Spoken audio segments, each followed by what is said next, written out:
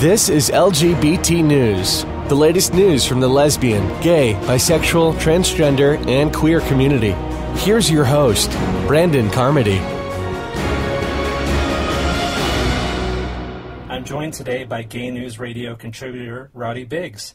First of all, Roddy, congratulations on joining Gay News Radio team. You're doing great service for the LGBTQ community, and we're happy to have you on the team.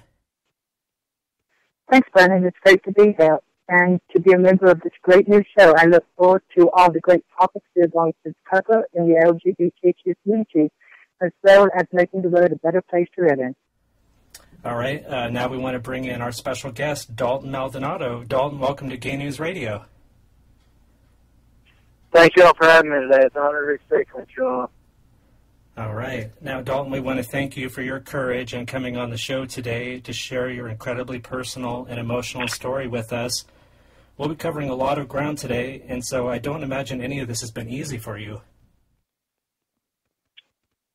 Yeah, it's never easy to talk about, like, personal subjects, but, like, if no one ever does it, then nothing's ever going to change. Very true. So, your story has been shared several times in articles, and James Dean even mentioned your story recently. Before we begin today, Dalton, what message do you want to share to our listeners, the world, and the LGBT community about your story and how it can help others? Just that my story may seem negative, and, like, it may seem like it ain't always good, but everything gets better at the end of the day, that someone's going to be there to help them through it. And that there's always positive, and the LGBTQ community is great. They'll show support for you. All right. Awesome. Thank you, Dalton. Thank you. Now, I want to ask you about basketball, of course. How long has basketball been a part of your life? When did you first fall in love with the game? And how important is basketball to you?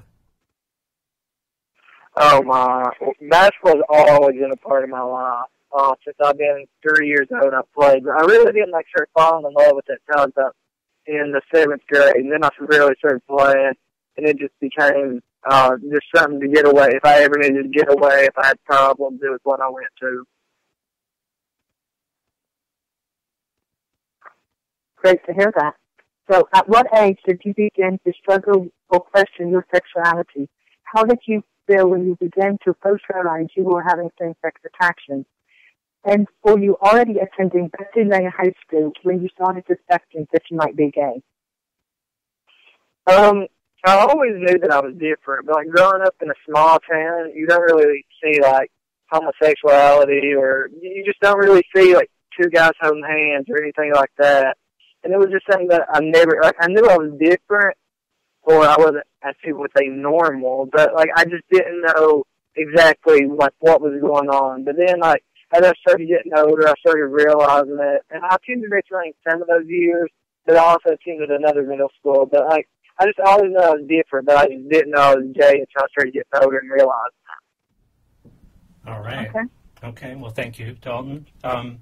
Yahoo News has reported that while you were privately struggling with your sexuality, something terrible happened to you at a church camp. And, of course, I understand that that's a serious subject matter.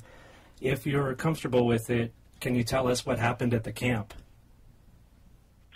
Yeah, I was about 15 years old, and I was struggling with a lot of stuff, family stuff, and I had reached out to find a mentor, and I met this preacher who invited me to his church camp. And at the church camp, he molested and raped me. And this was just something that devastated me. Like, still to this day, like, it's just something that, like, I still think about. And it's something that happens way too much in today's society. I mean, he's in jail now, but it's just, I don't know, it was something that really just devastated me and put me in a spot that I never wanted to be in. I'm very sorry to hear that. That's powerful. Same here. So, another follow-up question on that. After being violated at a church camp by a trusted member of the staff, you wrote online that it set you back from being who you were, and it scared you. Dealing with being gay in a small town has its challenges as well. Did you open up to any close friends or family members about your sexuality or the abuse? Yeah, I told some friends that I had from a different school, and they some of them, like, took it really well and was really there for me, and others, like, sort of prank called me and, like, pretty much just made fun of me and would call me names. It led to me using self-harm, which is something that I'm not proud of, and is never the answer. Well, on a follow-up question on that, Dalton, was there a point where you ever considered suicide? And if you did, what message would you like to pass along to the LGBT youth today that are out there that might be in a similar situation, who might see that there's no way out for themselves? Well, yeah, I mean, I did think about suicide. And I don't know, it's just something I'm not proud of at all. And it's never the answer. There's always going to be someone there that has your back. I mean, if they're not, then I'll be here to talk to anyone that needs to talk to. And it's just something sad that no one should ever be in a spot where they feel like that's the answer. And it's never the answer. And it's just sad, and that's just never the answer. Now, I wanted to ask you about the April story that appeared on Outsports.com. The headline reads, "Gay Kentucky basketball player comes out at a game, gets chased by opposing team. Kentucky high school basketball player Dalton Maldonado came out at a game after being called a gay slur. When the opposing team chased him in a car, his team rallied to his defense." So could you tell us what happened at the game, and could you maybe take us through it step by step? And then one additional question, was this a public outing of your sexuality to, like, your teammates, family, and friends that they didn't know about before this game? Yeah, so the basketball game got really heated, but we got beat 32 points, that was. So I thought it would just end and everything would just go on. But we was walking through line, and a kid turned around and said, "Hey, number 3, I heard you're a faggot." And I kind of just paused because I was like, oh, no, this just happened. Something that any team that's in the closet never wants to happen. And I just hesitated, and I was like, yeah, they can have your number. So I thought I'd kind of, like, joke it off. But I go in the locker room, and I'm, like, crying, and I'm just devastated. And one of my close friends that knew that I was gay heard the other players say that, and just pretty much, like, just telling everybody to leave me alone, don't ask me. And people just kept asking me, so I finally stood up and said, I'm gay, okay? And I sat back down. And it was something, I just started bawling my eyes out, because it was not the way I wanted to do it, not when I wanted to do it, not how I wanted to do it, that it happened. And I got up and I left, and my team gets on the bus, and it's like the other team gets outside and is yelling at the bus and trying to get me off the bus, and the bus finally pulls away, and the other team gets in their cars, and the investigation, they said that they was going home. That they had their hands out the window following the bus close enough to have us in fear, and that's that. We turned the bus around and went back to the school.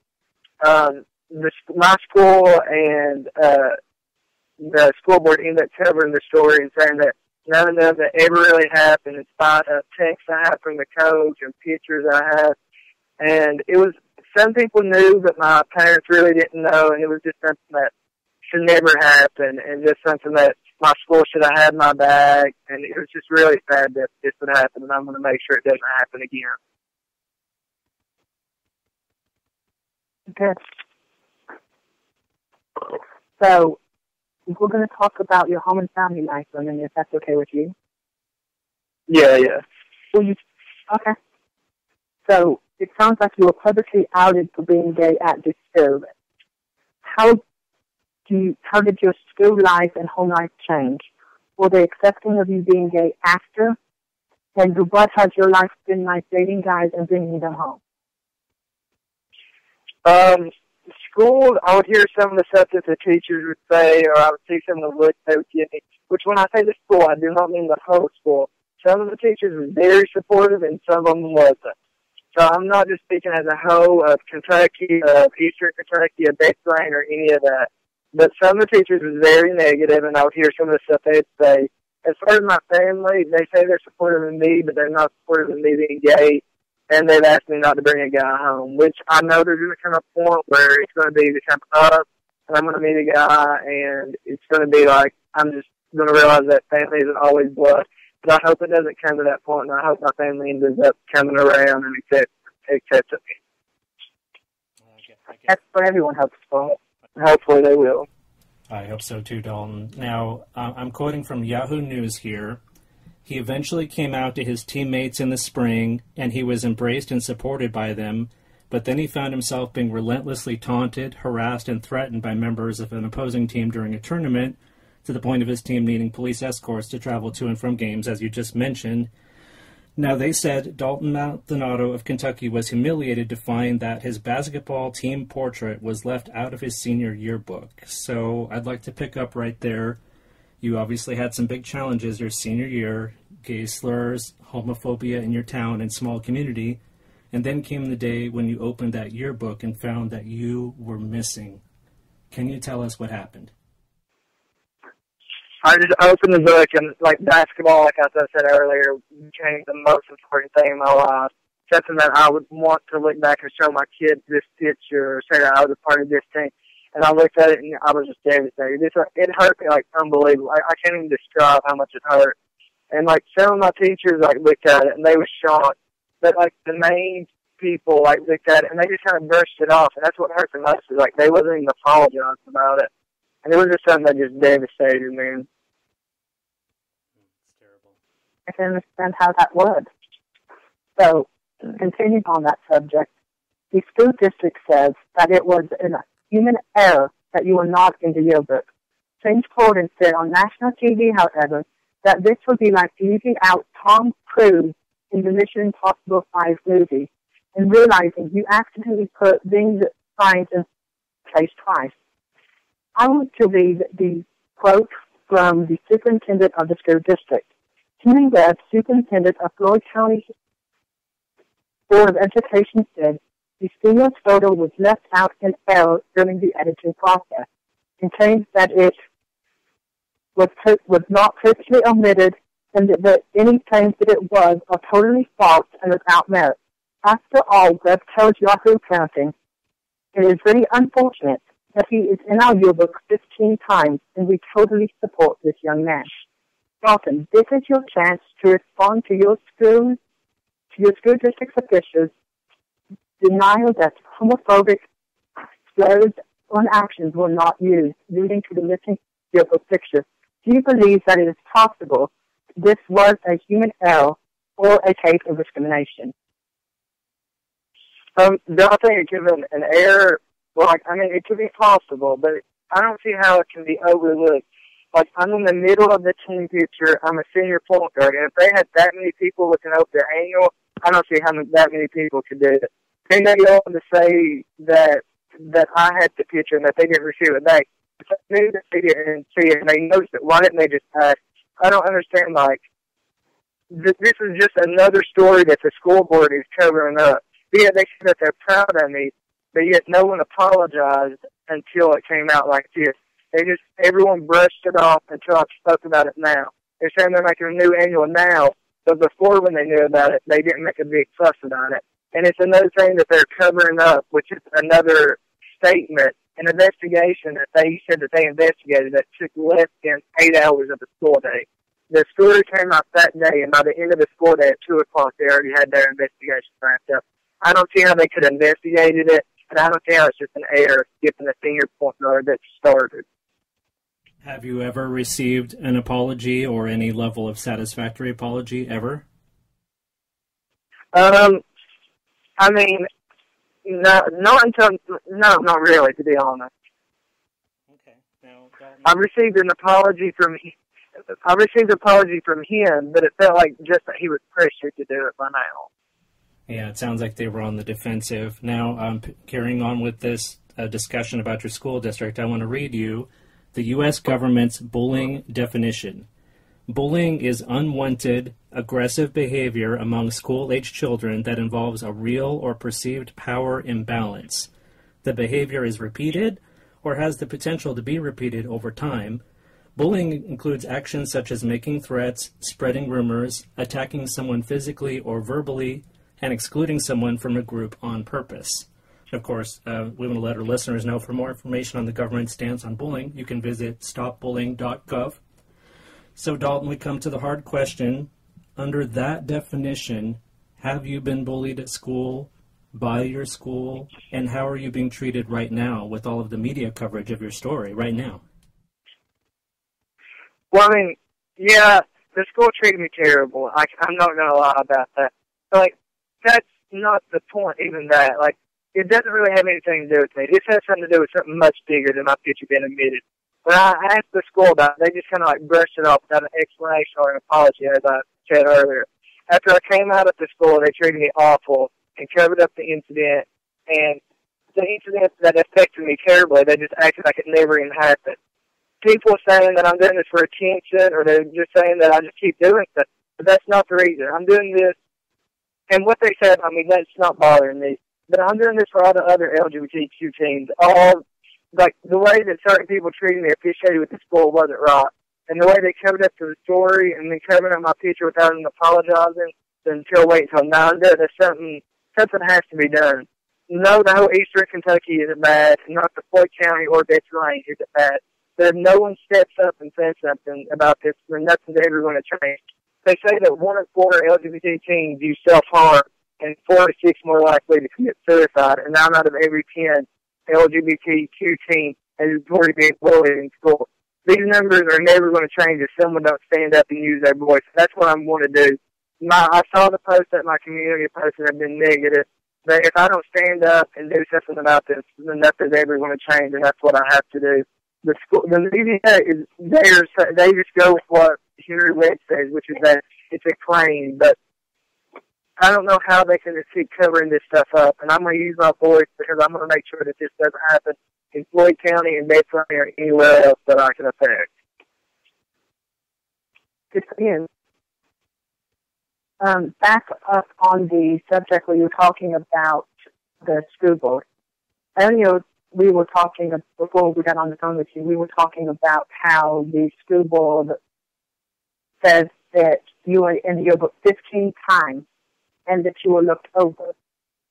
I got to thinking, there's a team of editors. So the fact that one editor misses you is a big deal. But a team of editors and you're still looked over, something just doesn't quite right at that. So it would lead me to believe that they left it out because there was already a big fuss about you being a gay basketball player. Would you agree? I'm just devastated that they left it out, and I think it's ridiculous that they wasn't apologizing over it. I don't know how they could overlook me, but I don't know. I just don't want this to happen again. Yeah, I can understand that. And soon you'll be starting at the University of Louisiana. Can you assume that basketball will still be a part of your future? And will you have plans to do LGBTQ outreach and advocacy, since you have some real traction in the news and social media surrounding your story right now? I won't be playing basketball at the University of Louisville, but basketball will always be a part of me, and who knows, I may even start coaching as the years go on. But I have a friend that endured the same situation in the same place as mine. And in 20 years, I want to make sure that this isn't happening again. So I'm going to do everything I can to help the LGBTQ community. I'm involved with the Rustin program at my school at the University of Louisville, which is a big program with the LGBTQ. I'm just going to try to help them as much as I can and just do whatever I can to help the LGBTQ community. Well, we're with Great you. to hear that. Yeah, we're with you on that. So final thoughts. What is the most important takeaway from your story, Dalton? If you could speak out directly to both LGBTQ supporters and the haters right now, what would your message be to supporters and the haters?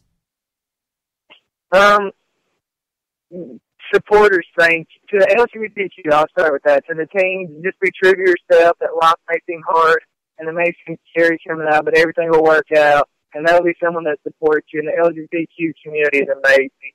They showed me such support that helped me. And I saw some of the stuff that the haters had posted, and it's killed me, but just the support has helped me. And that's for the haters. If they ain't got nothing better to do, then they just can keep hating. Because we're allowed to get married now. We're winning now. And I would like to personally invite them all to my wedding. Well, when I plan my wedding and I find a guy and all that good stuff. But if they want to come on, because they can't stop us now. But seriously, just let people live their life and know that work can hurt. And just, as Miley would say, forget the haters because somebody loves you. All right. Very true. Yeah, Dalton Maldonado, we want to thank you very much for being our first guest on Gay News Radio today. Our hearts go out to you, and you have our full support. Best of luck, and I am certain that you have a bright future ahead of you. It's been a pleasure. Roddy? Thank you for having me. Have a great day.